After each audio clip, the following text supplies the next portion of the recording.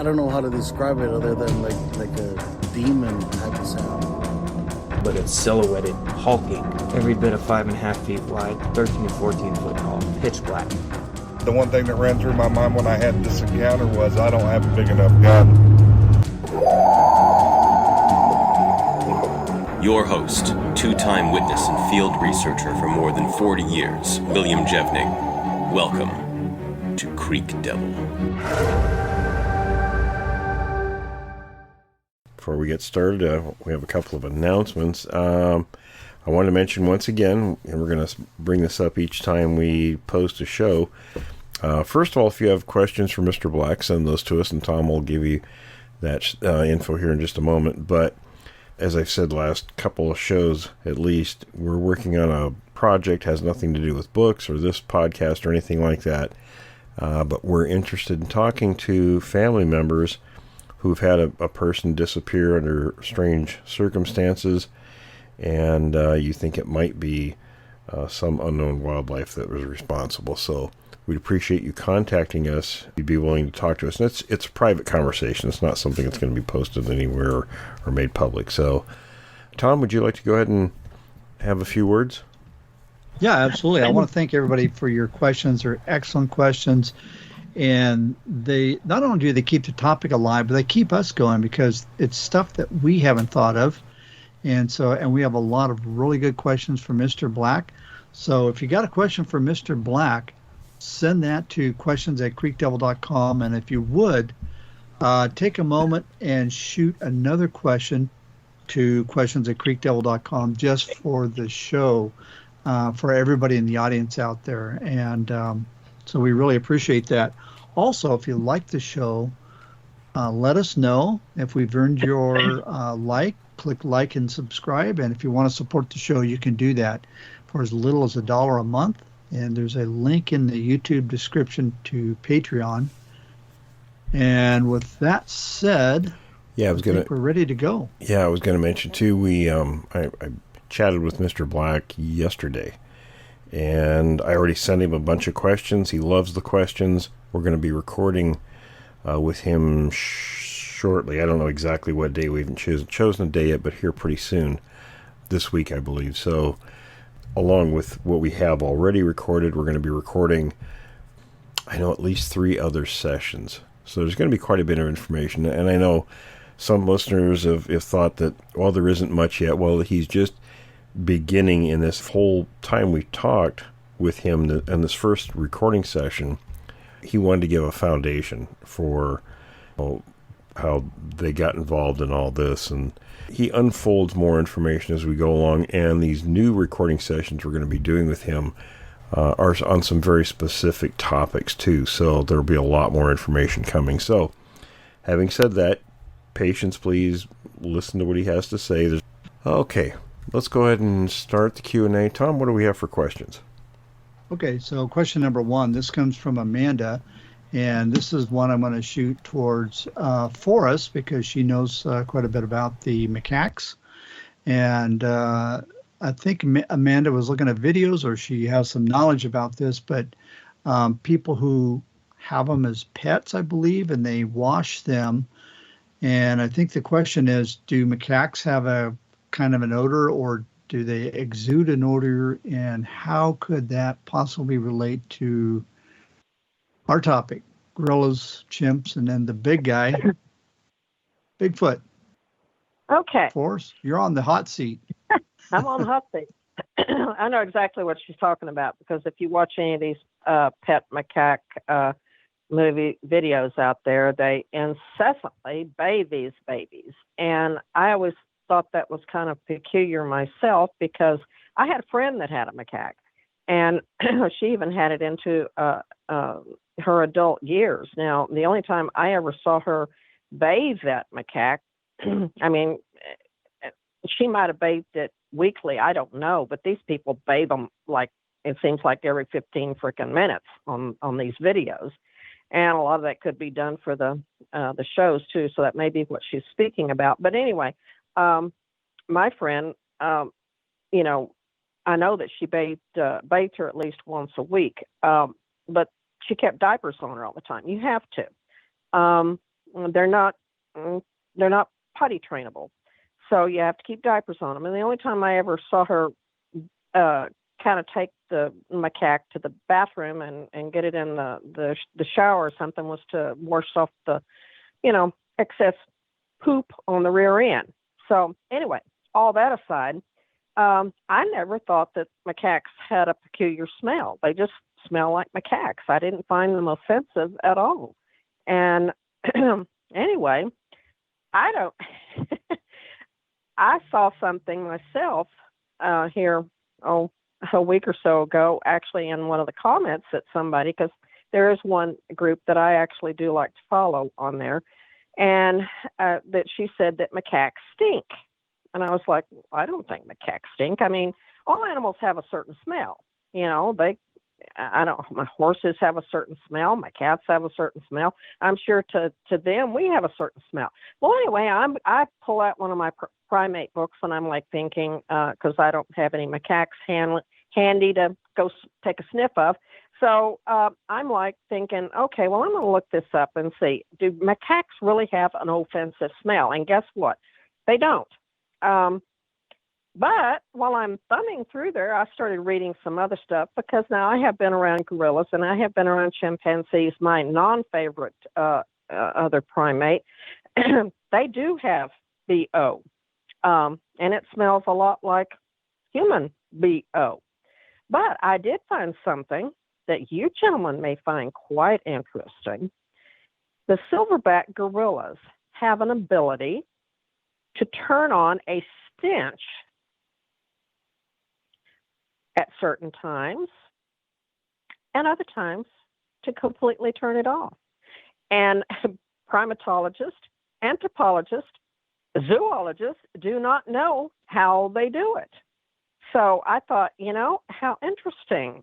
And I was like, okay, I want to read some more. And I read it in a couple of my different primate books here that gorillas have this ability to do this.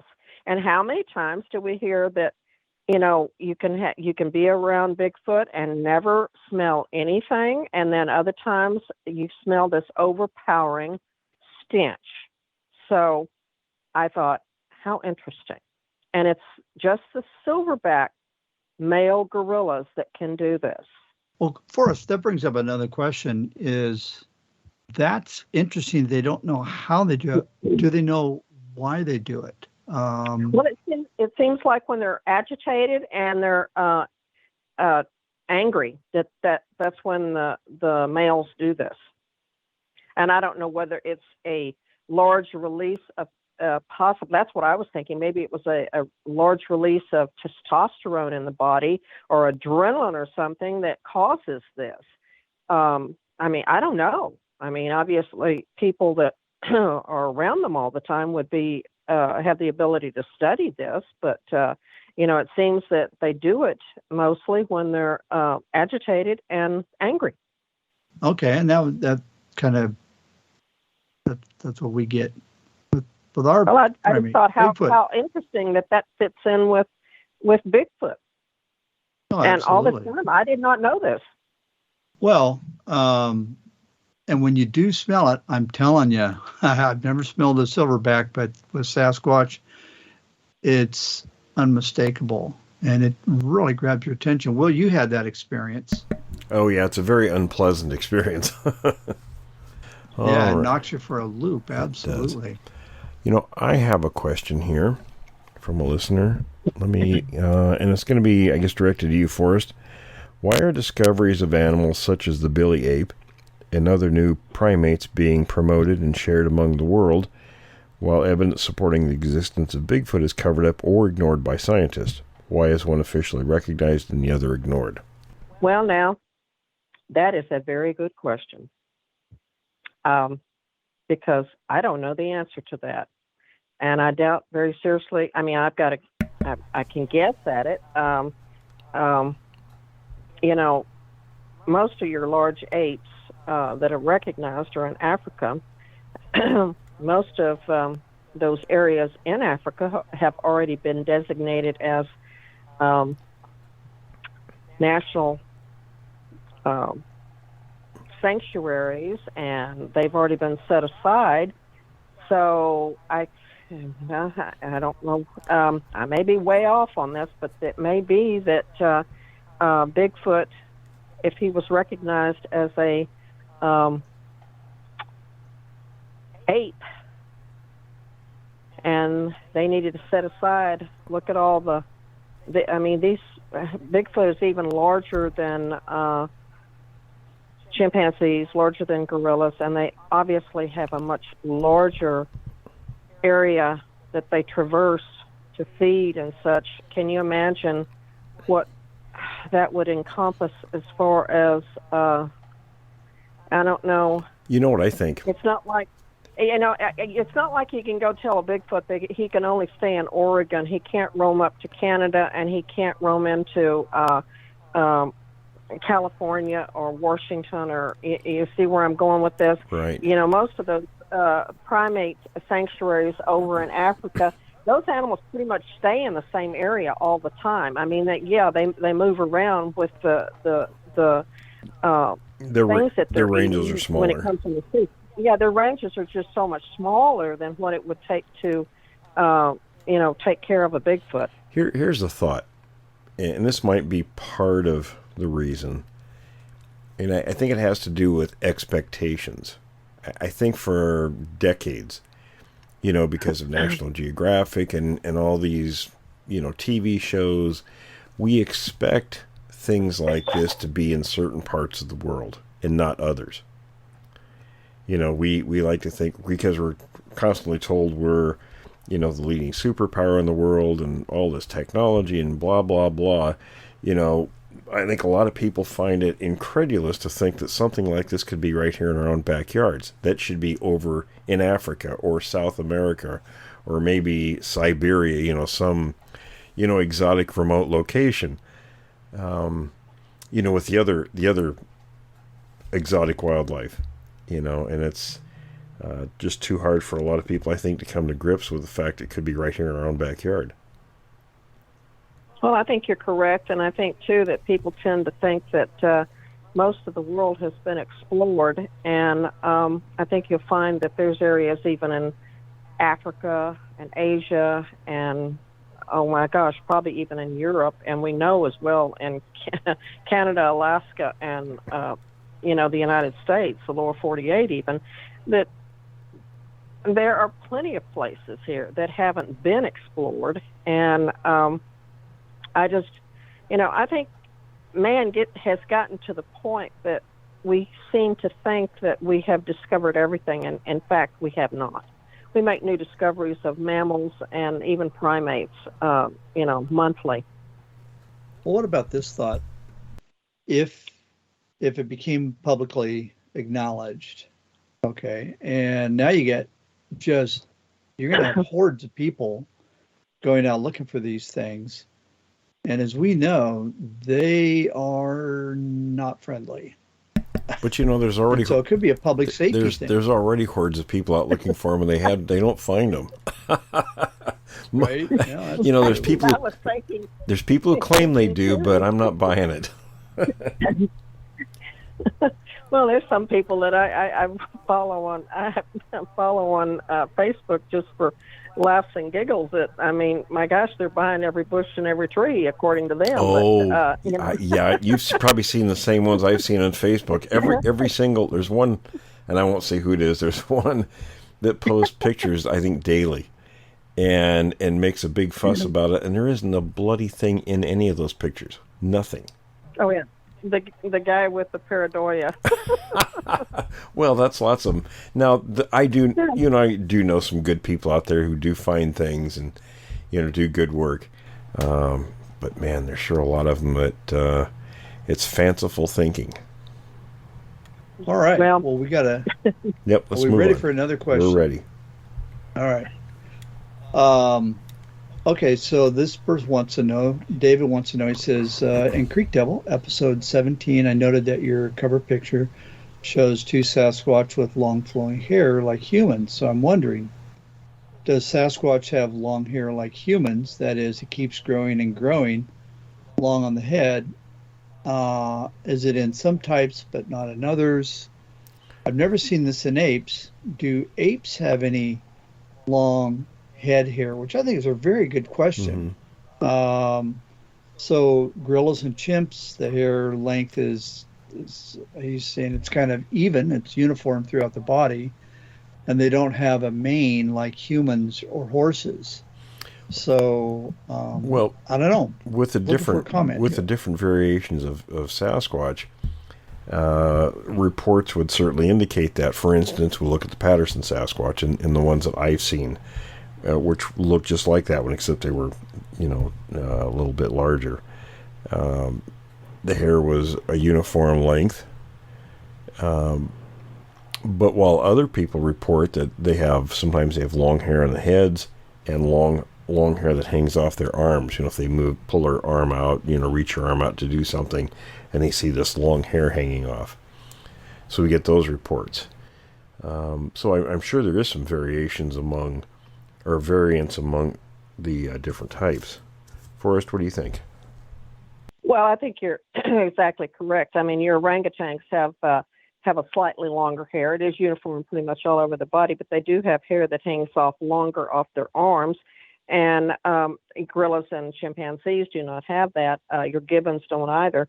There are some monkeys out there that have some, let's face it, some peculiar, some that look like, Teddy Roosevelt faces, and with the mustaches and all that sort of stuff. And then, your marmosets and stuff have these cute little, I don't know what you would call them, mustaches, and there's a lot of them that have unique hair on them. Your macaques do get a slightly longer hair in the upper portions of their body, but they never get anything what you would call a long flowing mane. The hindquarters and such, the hair seems to be a little closer to the body, and then that up in the forequarters and up to the head is just a slightly different, longer, and it looks kind of fluffy. And your Japanese macaques, well, you'll see that too, and they have fluffy tails. Well, there's all variations in the hair colors and hair lengths, but I don't know of any of them that have flowing manes. And but you do hear that sometimes with people say with Bigfoot that they saw long flowing hair off the top, and they even talk about them with having long flowing beards. So and I've seen some monkeys that have hair that looks like beards on them before too. So I think I'm right there with you that the different variations are going to have exhibit different types of hair arrangement on their body. Yeah, and I would think if there's even a slight species differentiation, then there could be a whole range of differences with each grouping. Oh yeah. All right, Tom, what do we got next? We do, and actually we've got a little bit of an update. This is people that Kurt and Laura. We've had them on the show a couple times, and Kurt texted me 11 o'clock last night. He said Sunday, him and Lori were driving around some of the back roads, and I know the area. And actually, it's an area, Will, that you and I went to in July. Near where the Black Angus remains were found. But they were driving along. They were moving, and something ran up and slapped the canopy on their truck, real loud, 3 times. And I said, I think this is behavior that has been reported, something similar to that. And I was thinking about kind of a similar incident with you and the car where you were trying to get out of there and the car's not moving. Right. So I just wanted to get your comment on something, and it was 2 in the afternoon, broad daylight. I want to get your thoughts on that. On the behavior, you mean? Yeah, and have we, I guess specifically, have we heard other reports where people have had their car attacked, for lack of a better word? Lots of them. Well, I interviewed, it was years ago, a gentleman in, and I hope I got this right, I want to say it was Georgia, it was somewhere in the south like that, either Georgia or Alabama. And it wasn't the only. I mean, I've interviewed plenty of people who've said the same kinds of thing where, you know, they were driving through an area and one of the creatures actually ran right next to the cab of the truck, you know, for some distance, you know, looking in almost like it was checking him out or whatever. There was a story from a friend named Corey who his uncle was a deputy sheriff, and I can't remember, I think this was in the 1960s he said this happened. But he had his uncle had his wife and kids. They had one of the campers that sit on the back of a pickup, and they went up camping, and one morning, and there was more to the story, but one morning they were all in the camper, I think, having breakfast, and one of the creatures actually tore the door off the camper. It was standing there looking at him for a few moments. Well, that would catch your undivided attention. Yeah, that classifies as the proverbial underwear changing moment for certain. Right? So that's when I've been throwing the bacon out the front door. Right. Run, catch it, fetch. Well, and Will, the encounter that I was thinking of was where you and some gal that you knew at the time, you were trying to leave. I think you had a Ford Capri. Oh, that was a buddy of mine. Yeah, we were up. He and I were up doing some research, field work in an area, and it wasn't that far from where the Clark Ranch was, in fact.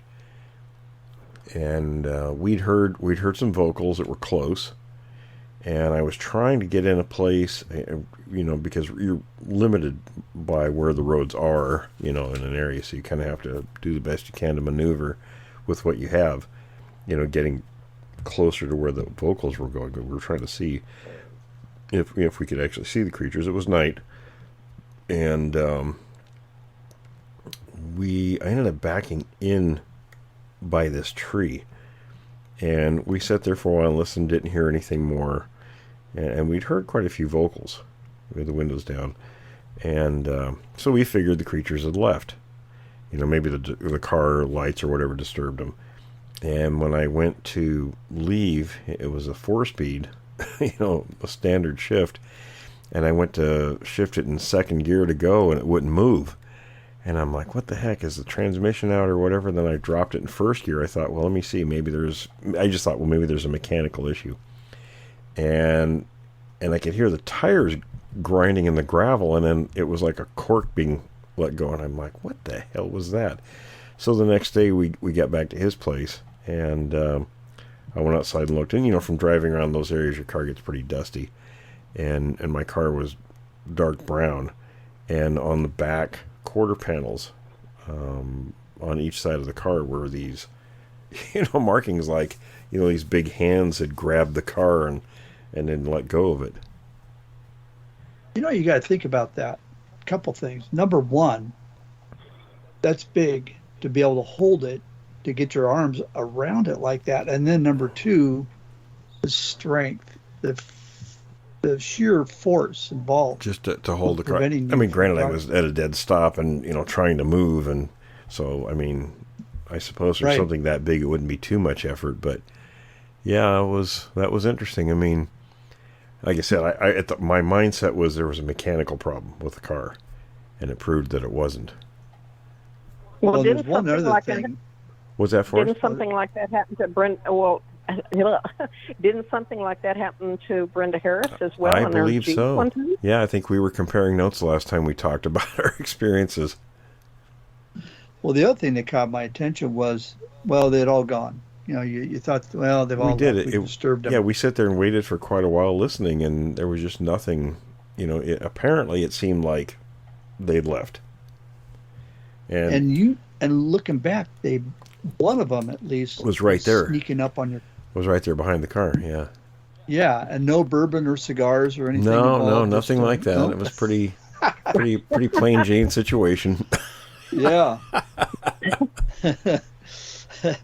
But that, you know, the thing that gets me about that is so many times they are right there and you have no idea that they're there until something happens.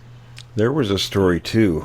And I think we've mentioned it before. It's one of the more interesting stories from the Bluff Creek area before, this is a decade before Patterson got the film. And there was a lot that happened leading up to that for the whole decade.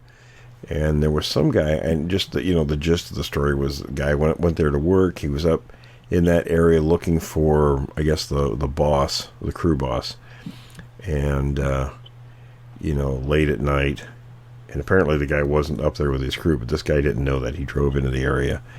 And one of these creatures was menacing him. He drug a tree across the road behind him, and it was in front of him, and it would run, do a mock charge at the car, then it would stop, and then it would stalk off, and then it'd do that several times and circle the car, and the guy felt, rightly so, he felt his safety was in danger, so he eventually, I can't remember what the maneuver was, he got away from the creature and out of the area. And it affected him so strongly that he even kind of blacked the whole situation out for a time.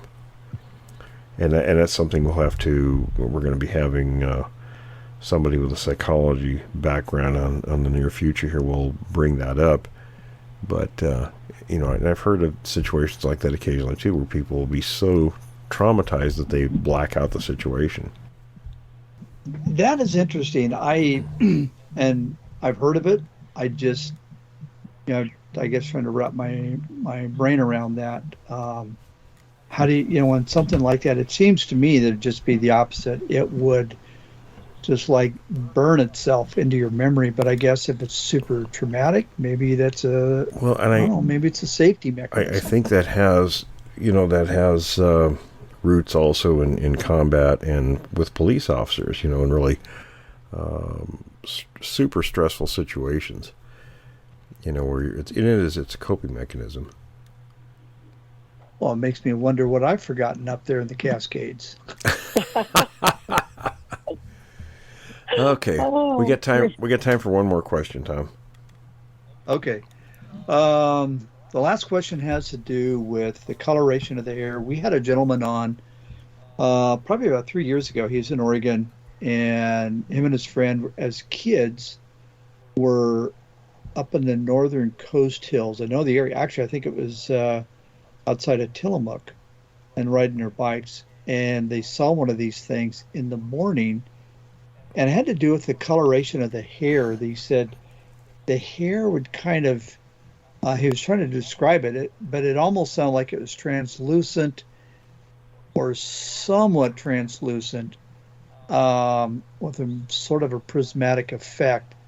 And have we heard that before? We're just looking for a comment on that. Well, some people, talk about that, but, I don't know. The creatures that I've seen 3 of them, and none of the 3 of them had hair like that at all. So, is there a variation that does? I have no idea. What do you think, Forrest? Well, I don't know of any primate with translucent hair.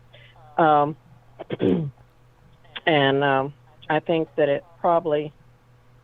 I think the effects of light on any hair can cause varying degrees of shades of color. That's why you hear some of them say that they're like a copper penny, and other people say they're reddish brown, a chestnut color, a brown color, dark brown color, a black color. And I think, you can even take black and have an animal that's black sitting in the sun, and that just by the animal moving in the sunlight, it can give it reddish hues, or it can give it a blue-black hue. So I think it works the same way with Bigfoot, and I think, they come in all colors, because we've heard of them in all colors, blondes, even white ones. Oh, yeah. So, so I would think that the lighter colors are probably more recessive, and less likely to appear in Bigfoot, but you don't hear about it a whole lot, but you do hear that they do come up in those colors. I wonder too, some of the other effects that could influence the situation like that. If somebody says they see something like that, I think it would depend on atmospheric conditions, even temperature. the time of year it is, time of day it is. You know, how much, you know, I mean, Well, there's just a lot of things that could affect that. Yeah. I'm going to tell you something here. This is from a personal experience. You know, I told you about the one that walked across the road in Idaho with me up in north of Coeur d'Alene. This was right at sunset. And my kids for a long time teased me about this. Because when they asked, I don't remember now which family member asked, well, what color was it? And I said, well, you want an honest-to-God truth, it looked almost purple. Now, as stupid as that may sound, the sun, I had a brilliant orange sunset behind this, and it was like silhouetted, and I think the creature was probably a dark brown or a black color, to be honest with you. But with the sun setting on it behind it, it almost gave it a purple hue. Now, I mean, as crazy as that may sound, that was, so for the longest in my family, people talked about my purple people eater that I had seen, and I was like, okay, it wasn't a purple people eater. It was a good big description. Well, it could have been, though. It could have been. But, I mean, I never said that to you guys before because I thought, oh, my God, that sounds really crazy. But, I mean, the kids teased me about that for a long time. They don't tease me anymore because they know, it was serious. But, that setting sun behind that Bigfoot walking across the road gave it that kind of a purplish, here's this brilliant orange, pinky orange sunset right behind it. And I'm, coming up to it in a pickup, and it almost gave it a purplish hue. So I can see where, atmospheric effects and the sunlight are going to make colors look weird. Well, and a good example are mirages. You drive, how many times have you driven down a road and what looks like pools of water in the road? Oh, yeah. And it's not, it's atmospheric conditions. Exactly. Alrighty, well, with that, we'll leave it here. Send us your questions, folks. There's no such thing as a bad question or a dumb question. And there's lots of new people who listen to the show, so it's okay to ask the same question that we may have talked about before. Tom, Forrest, any final thoughts? Questions at creekdevil.com. Send your questions. Yes, absolutely. Forrest? Enjoyed it as usual. All right, everyone. Thanks for listening. Thanks for listening to this episode of Creek Devil. If you or anyone you know has had an encounter with these creatures, please contact us at williamjevning@yahoo.com. That's William, Jevning @yahoo.com. All communication is confidential. Join us for another program next week. And until then, keep your eyes open out there.